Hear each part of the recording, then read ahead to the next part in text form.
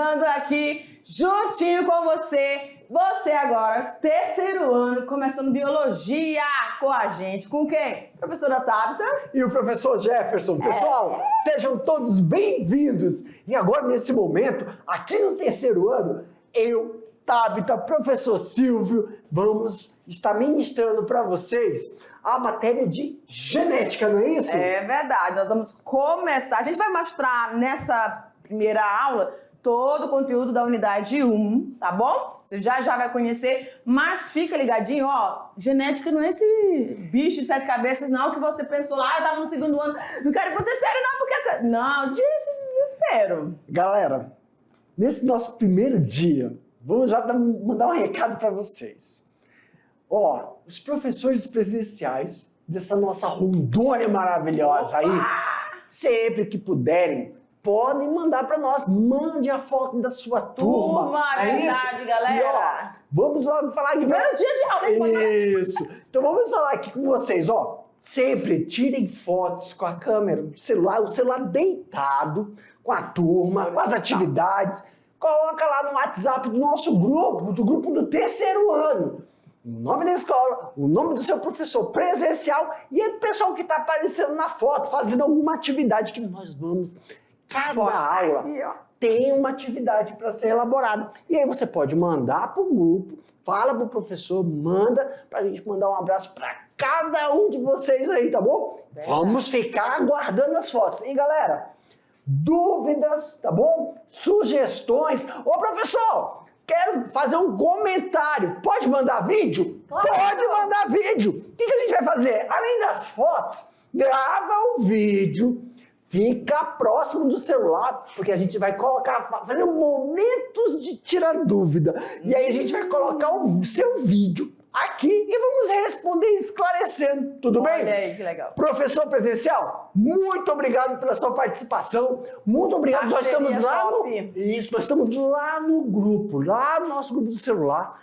Fiquem à vontade para mandar sugestões, esclarecimentos, tá bom? E as perguntas de atividades, não é isso, Tabita? É isso mesmo, sejam todos muito bem-vindos à nossa primeira aula de biologia. Vamos lá, galera? Conhecer, então, quem faz parte dessa jornada que nós vamos começar aqui, né? Nós temos os professores, a professora Tabita, que você já conhece, o professor Jefferson, que vocês também já conhecem, e o professor Silvinho. Então, nós três vamos estar aqui interagindo com vocês, esperando, né, que vocês também interajam aí fielmente conosco, tá bom?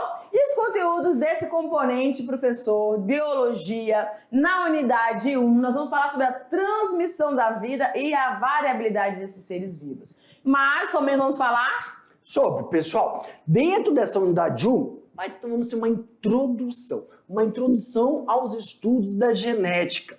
Então, isso aqui é para auxiliar e favorecer, você assim, mas por que? De onde veio esse termo genética? Como começou esse estudo?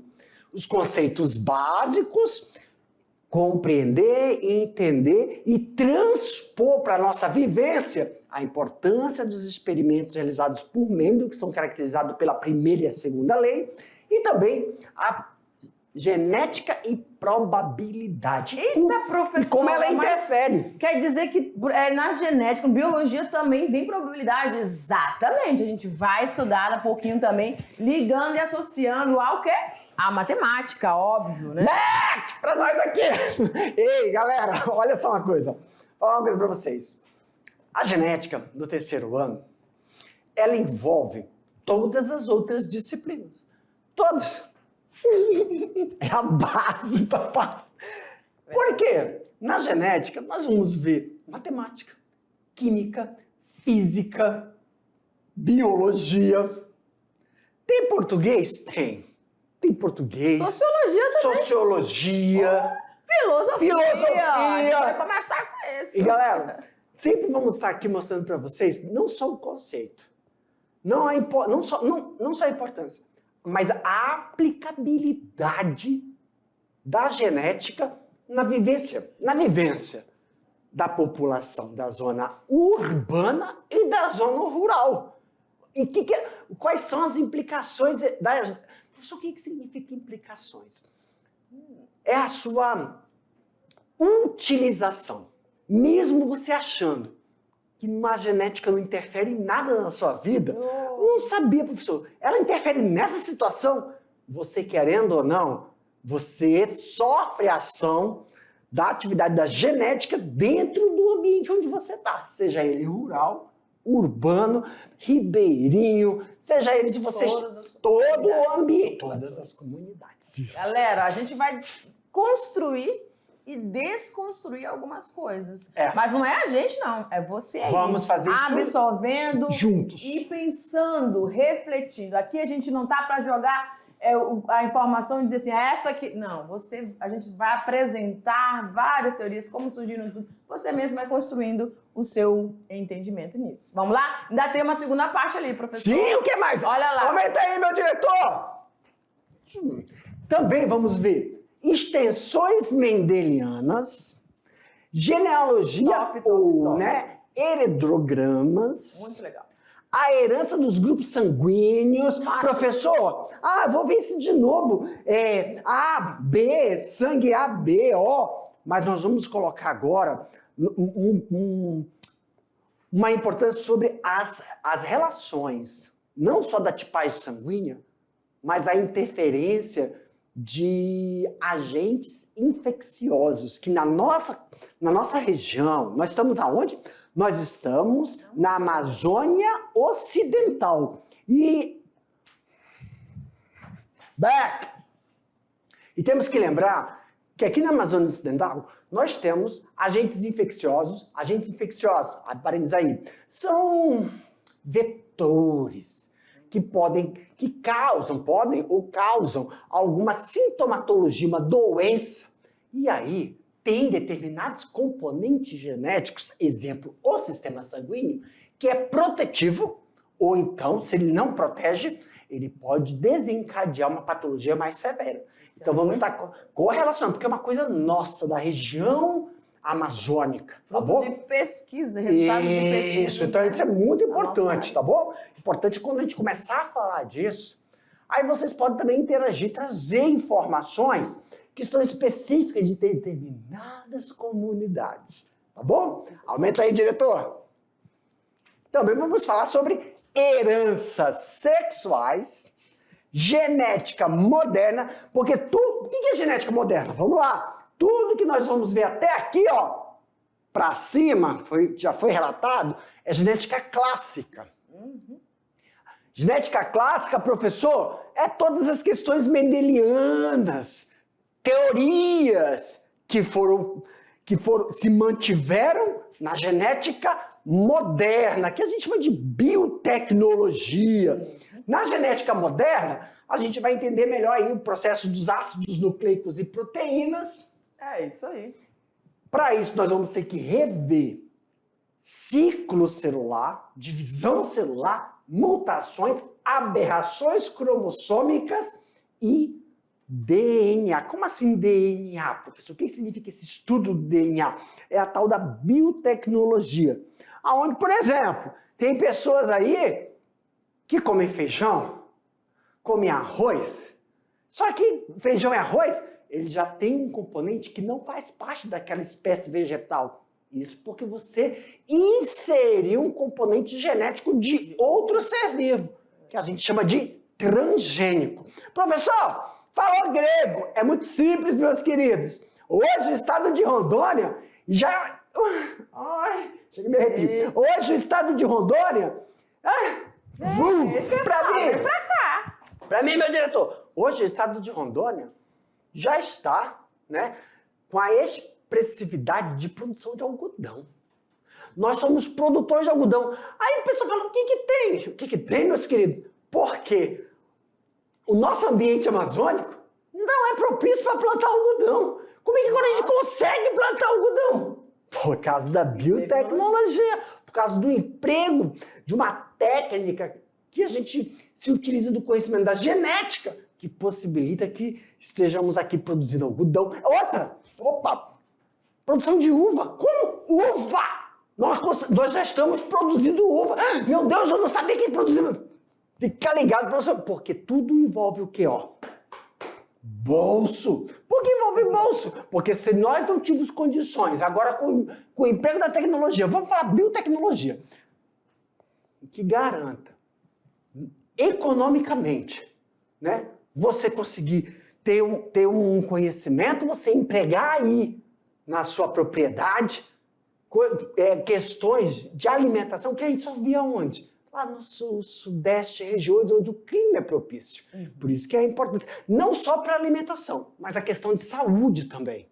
A biotecnologia envolve isso, como produção de vacinas, que são específicas para determinadas populações. Mas você vai ver tudo isso aqui ao longo desse conteúdo, tá isso bom? aqui foi uma explanação mostrando que Só para lambuzar um pouco isso, do tudo que nós vamos falar aqui. Então vamos começar com a primeira parte? Vamos lá. Galera, então essa é a nossa aula ponto 1.1. Vamos lá, diretor?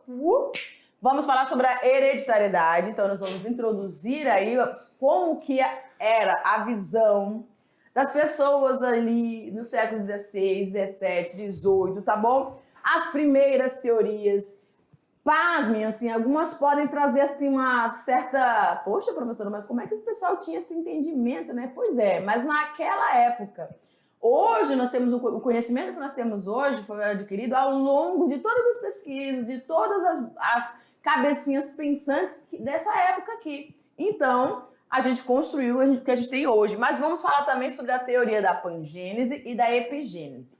Esses dois conceitos... Ah, professora, mas isso aí vai me ser cobrado em Enem, alguma avaliação externa? De vez ou outra, isso vai estar aparecendo, tá bom? Então, você tem que ficar bastante atento para ver esses conceitos. Talvez você não veja a palavra, mas a ideia conceitual você precisa estar tendo esse entendimento. Perfeito, Tabita. Meus queridos estudantes do terceiro ano. Perfeito. Aqui para nós. Galera... É importantíssimo, porque muitas vezes, o que acontece no Enem? Não vem o termo, não vem o conceito. Mas hoje, todos os itens, né? Deixou de ser questões. Agora são itens. E você que quer galgar aí cursos, que a maioria, vou falar, não, a maioria quer fazer o quê? Ou se não for fazer direito, vai fazer veterinária, medicina veterinária, ou vai fazer medicina. E agora, todas as questões do Enem, agora são itens. E esses itens têm uma estrutura.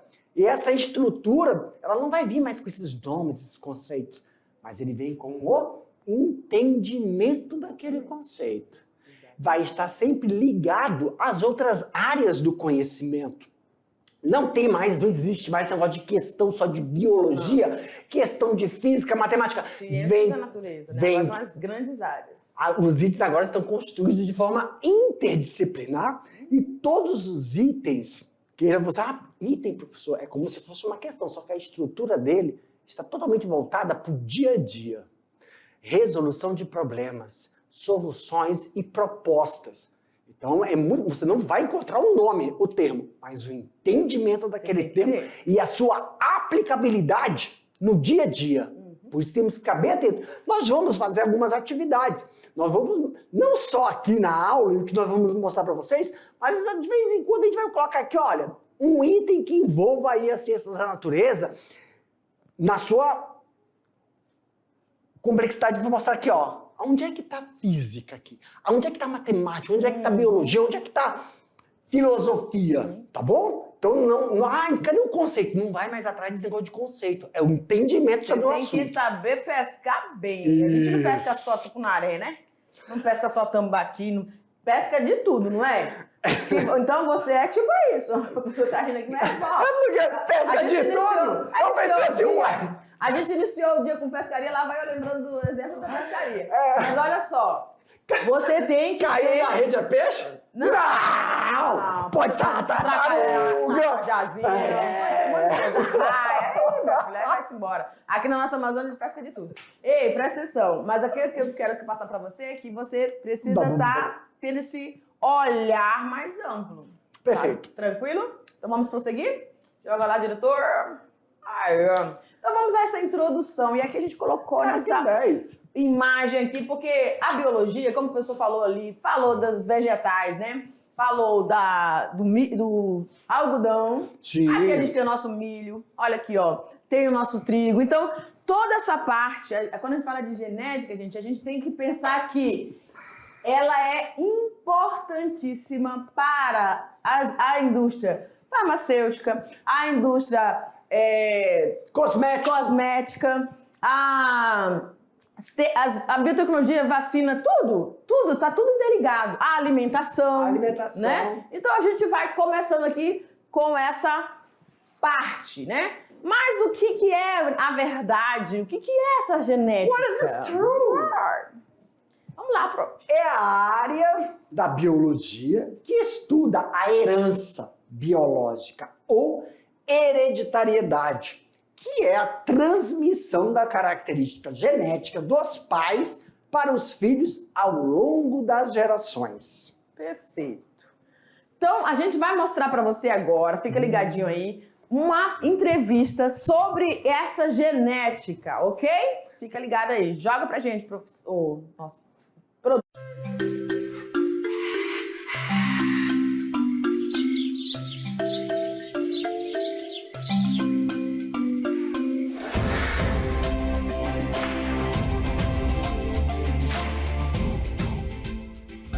Vamos agora falar mais sobre genética. E para esclarecer mais sobre esse assunto, vamos conversar com a professora Ludmila Ronchi, que é do Centro de Biologia da Universidade Federal de Rondônia, UNI, e especialista em genética. Acompanhe.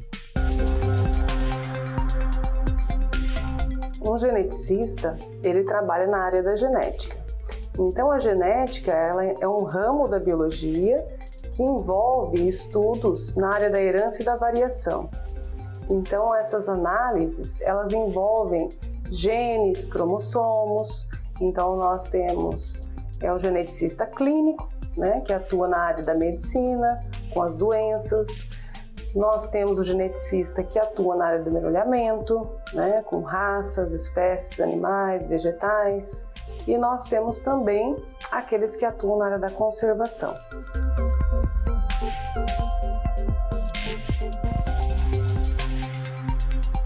São diversos estudos, né? Então, destacando entre eles, na área animal e vegetal, nós temos os avanços na área do melhoramento. Então, em uma área menor, nós conseguimos ter a mesma plantação, o mesmo desempenho de animais, né? Então, isso contribui, a gente não precisa ampliar áreas para ampliar a produção. Essa é uma vantagem da utilização do conhecimento na área da genética.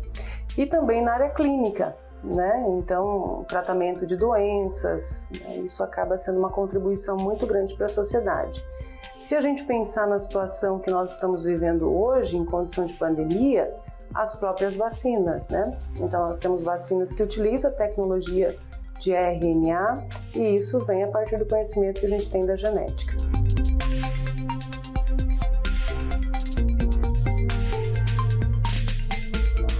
Os avanços, eles iniciaram há 50 anos atrás, né? Se for para a gente destacar os últimos 3 anos, eu acho que os maiores avanços estão na área clínica.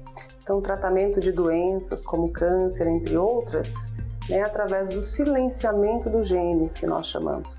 Então, é uma forma de terapia, né, utilizando a genética, uma terapia genética que a gente diz.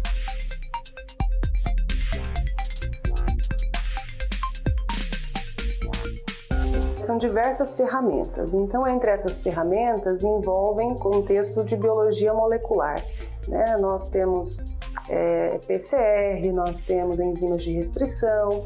Então, são técnicas, né, que nós desenvolvemos no laboratório e, a partir desses trabalhos, a gente pode inferir sobre essas diversas áreas que eu citei.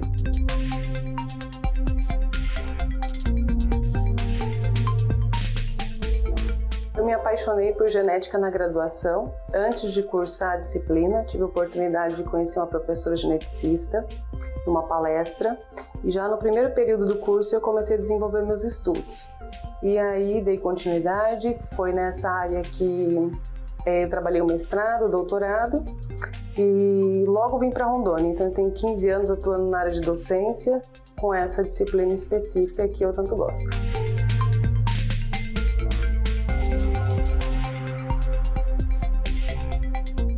acho que muitas vezes a disciplina de genética, quando a gente fala para alunos, né, existe uma certa restrição, né? Às vezes a dificuldade por conhecimento que está associado a outra área. Mas eu vejo que é uma área muito importante, então não só para o Enem, mas para a própria vida, para o dia a dia, né? Entender as questões que hoje estão na mídia e que fazem parte do nosso cotidiano, né? Eu acho que isso acaba contribuindo. Então tentar trazer para nós aquele conhecimento que parece longe, né, para a nossa realidade, para as coisas que estão acontecendo, eu acho que isso pode facilitar o entendimento desse conteúdo que às vezes não é tão interessante, né, para alguns.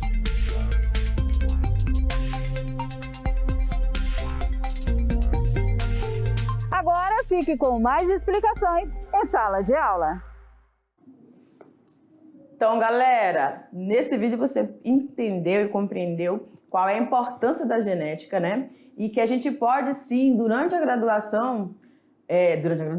o ensino médio, se apaixonar por uma determinada área, né, professor? Perfeito. E aí você buscar desde já, né? Eu tenho certeza que você, agora não é só no terceiro ano que você começou a pensar nisso, não. Você já veio lá do seu ensino fundamental, você já tem uma veia, né, que te puxa para alguma área, tá bom? E agora é hora de você aprofundar. Então a gente está mostrando para vocês nessa entrevista como que é que uma pessoa que trabalha com a genética especificamente vai atuar, tá? Então vamos lá? Suas paixões. Vamos então iniciar agora dando uma introdução de como iniciou, como um termo surgiu, genética, porque no início não era genética, não se falava genética. Vamos lá? Aumenta a tela aí, Gavião. Os filósofos da antiga Grécia, ele ia pegar isso mesmo, entendi. Os filósofos da antiga Grécia divergiam quanto às explicações para a questão. Então eles se sentavam, eles paravam para conversar, dialogar sobre o quê? A hereditariedade. Exato. Eles ficavam tentando entender como é que as características, como é que esses organismos eram tão distintos, né, professor? Perfeito. Por exemplo, né? A ideia era de como determinadas características aqui para nós. Aqui pode isso. Características. No início não se tinha a palavra característica, era caráter, caractere. Então, como é que são esses caracteres? Como determinadas famílias, eles olhavam assim e falavam, nossa, ele tem feições. Distinções, né? Feições, traços marcantes, ou do pai ou da mãe. E aí, por exemplo, eles olhavam para os filhos, homem ou mulher, e observavam que tinham características, hoje nós chamamos de característica, lá caráter, o caractere, mais do pai e alguns traços da mãe. Ou o contrário, muito da mãe e alguns traços do pai. Ou de nenhum dos dois. Vai parecer lá com o bisavô. Ou falava, nossa, mas ele lembra mais quem?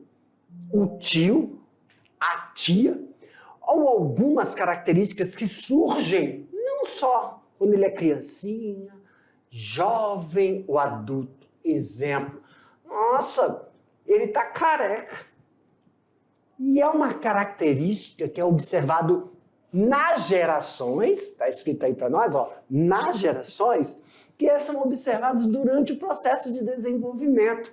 O pai não é careca, mas o tio é. E aí achavam, né, que tem determinadas características que vinham da mãe.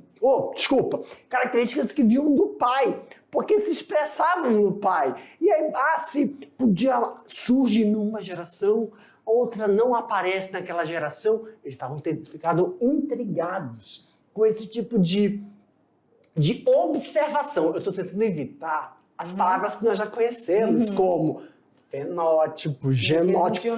Não se tinha isso. O que então chamou a atenção dos filósofos?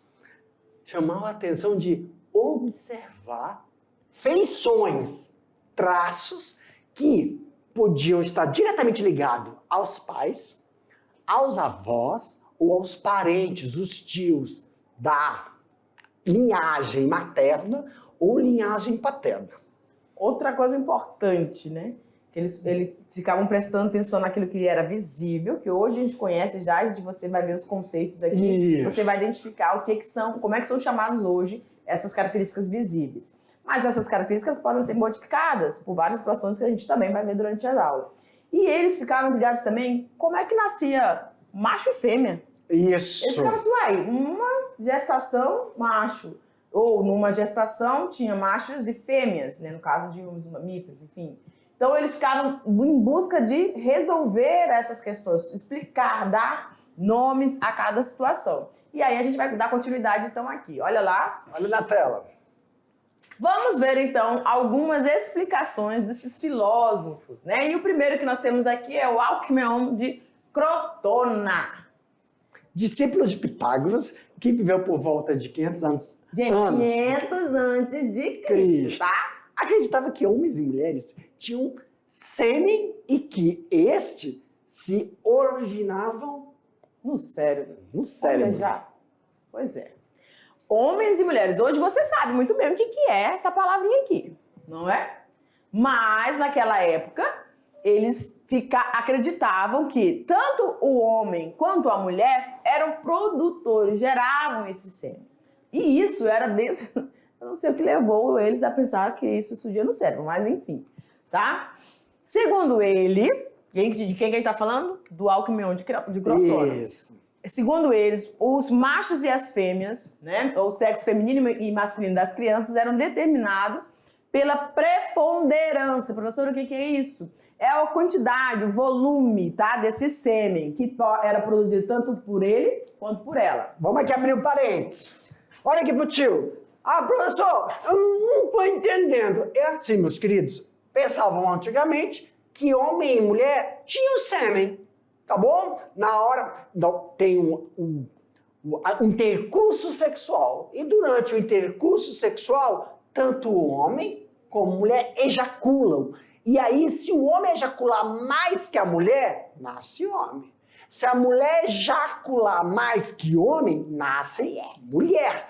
Então, acreditava-se que quem determinava o sexo era a quantidade de sêmens masculinos ou femininos. Okay? E quando dava a mesma quantidade, aí surgiu o termo que eles denominaram de hermafroditismo. Eles estavam na mesma proporção. Quando o homem e a mulher tinham a mesma quantidade de sêmen, né, no intercurso, gostei dessa palavra, intercurso sexual, né? Aí era hermafrodita. O que é hermafroditismo? Vamos lembrar esse conceito. Hermafroditismo é quando você tem um indivíduo que é detentor tanto de estruturas masculinas e femininas. Perfeito. Ou ele vai ter o pênis e vai ter os ovários internos, né? E claro que é interno, né? Sim, graças a Deus, mas não olhando com os ovários planos. Você entendeu, né? Então, e aí... Na verdade, ela quis ser enfática. É enfatizar. Porque o homem é para ter só o pênis, né? Perfeito. Pessoal, lembrando que nessa época... Algumas coisas parecem absurdas, mas lembrando que nessa época não se tinha ainda, né? O pensar da existência de estruturas microscópicas. Sim, eles Tá? não conseguem. Robert Hooke ainda não tinha inventado o microscópio. Nós estamos há 500 anos antes da Nós vamos falar de um personagem aqui importante que começou a ampliar e a gente começou a detectar essa visão do mundo Perfeito. microscópico. Mas calma lá que chega lá. Aumenta aí, meu diretor! Olha lá.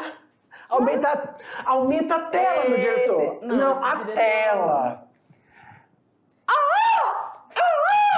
Cadê o Gavião? Aumenta a tela aí pra nós. Isso. Ei, Gavião, volta, Gavião. Ah, já sei, vou puxar. Chegou, olha aqui. Chegou? Agora tira a gente. Tchum. Aê! Vamos lá, galera. Então, ó. Ah, não era o Gavião. Sim, não era. Era o pescador. É o pescador. Ei, galera! Volta aqui, Natal! Meus queridos!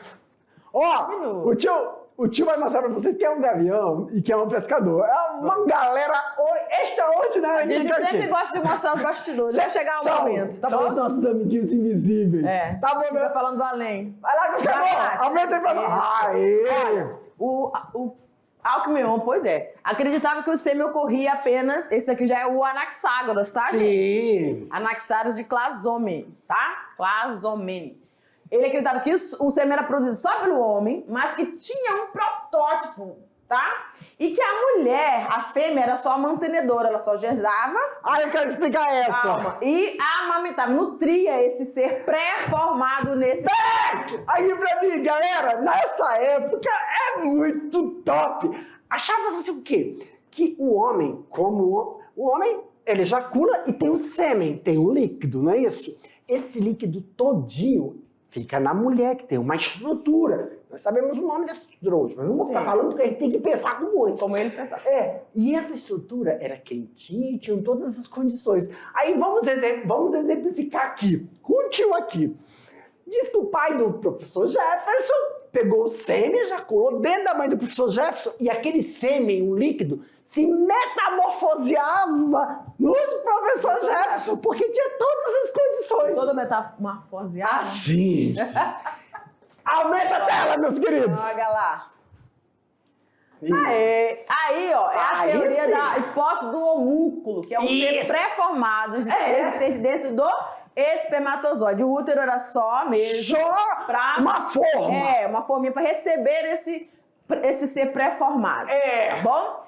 Aí a gente tem Graças o a conceito. Deus. Como é que nascia macho e fêmeas? Isso. Quando se formava do lado direito, você tinha o indivíduo sexo masculino. E do lado esquerdo, o sexo feminino. Pra cá, meus queridos, hoje nós sabemos que a mulher, ela ovula um mês pelo direito e outro mês pelo esquerdo. Não é isso? Então, quando as coisas foram passando, a gente está numa régua, tá? Da evolução, uma linha do tempo. Eles falaram, por que nasceu homem? Nasceu homem porque ela ovulou do direito.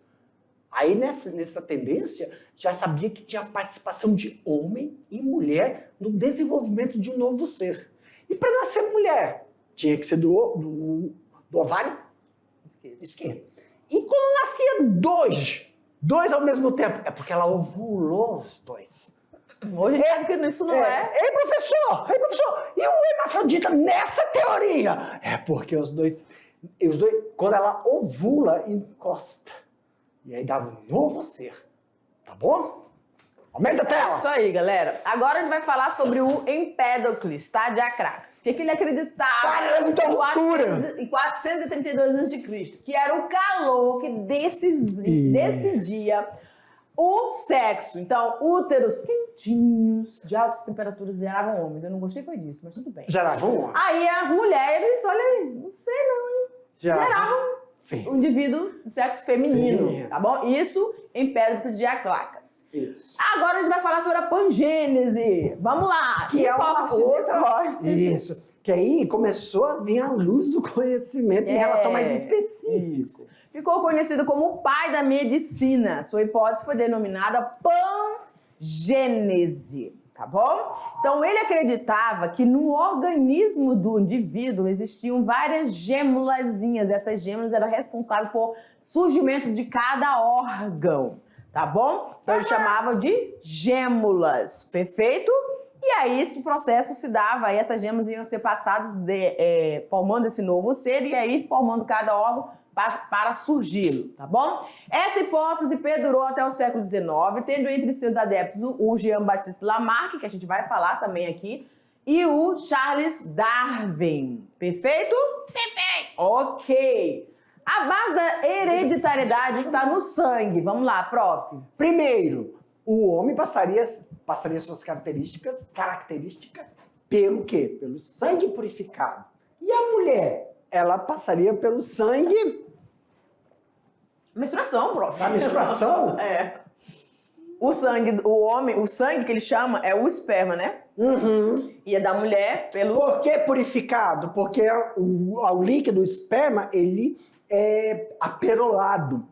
Que a gente chama de branco. Mas é aperolado, então é um sangue purificado. Perfeito. Haviam duas correntes dessa explicação. O pré-formismo, que é a teoria da pré-formação, onde você tinha aquela teoria lá do múnculo. Sim, que o sêmen, ele se metamorfoseava na pessoa. E aí- Ei, deixa eu explicar uma coisa. This is fantástico. Essa aqui, ó, vai só o áudio. Sabia que antigamente as pessoas só podiam ter intercurso sexual para ter filhos? Sim. Não podia Prazer. fazer um tuplex para satisfação. E o que acontecia, professor? O coito interrompido. Quando... Vem! Essa eu tenho que mostrar aqui. Agora que Pra vem. cá, pra nós. Meu diretor, vocês acreditam que nessa época, quando um casal, né, tinha um intercurso sexual só para satisfação de prazer, era pecado. E Deus olha tudo. Então, como é que todo mundo sabia que aquela família estava em pecado?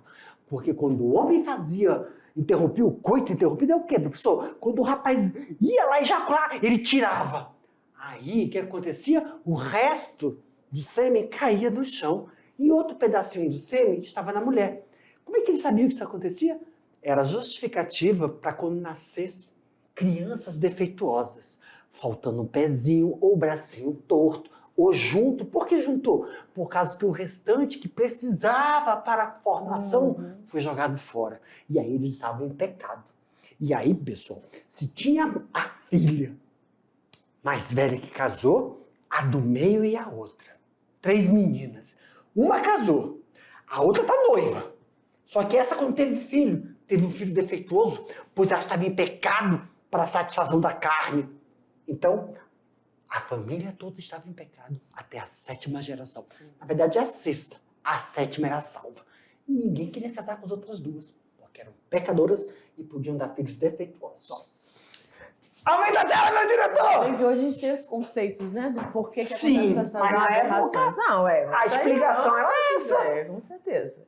E aí a gente tem a epigênese. Era essa a explicação, acredita? Yes! I believe this!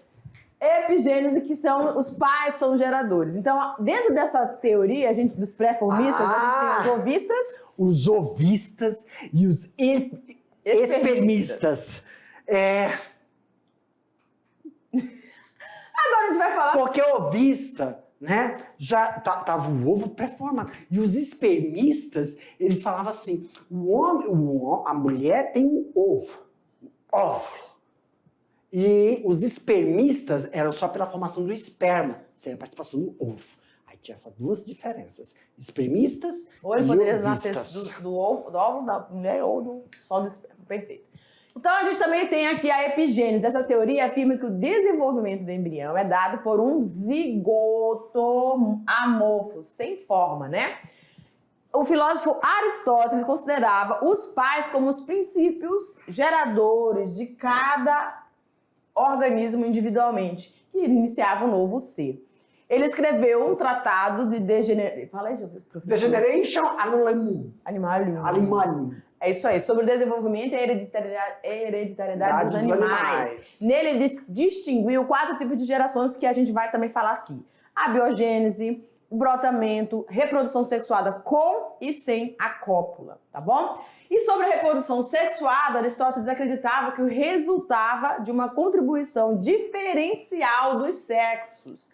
A fêmea fornecia matéria básica que constituía e nutria o ser em formação, enquanto o macho fornecia, como o professor falou, né, destacou ali do ovistas e espermistas, o meio de sêmen, a essência, transmitindo-lhe a alma. Isso, olha, isso aqui é muito importante.